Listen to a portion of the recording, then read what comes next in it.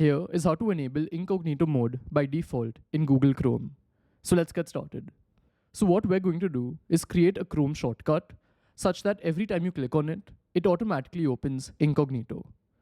So the first step is to create the Chrome shortcut. To do this, just open the Start menu and then search for Google Chrome. After that, expand the first section over here and you'll see this option, Open File Location. Click on this. So here, they've opened File Explorer and they've highlighted Google Chrome. Then here, right-click on this. Click on Show More Options. Then select Send To and click on Desktop brackets Create Shortcut. So now the shortcut is created.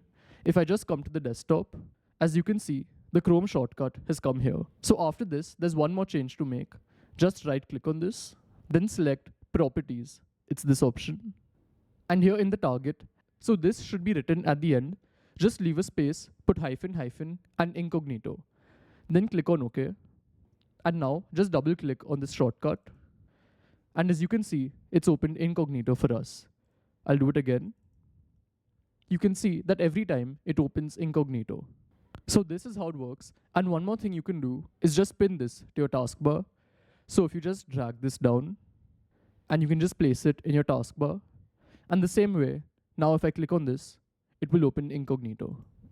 So this is how it works. And I'll see you in the next one. Goodbye.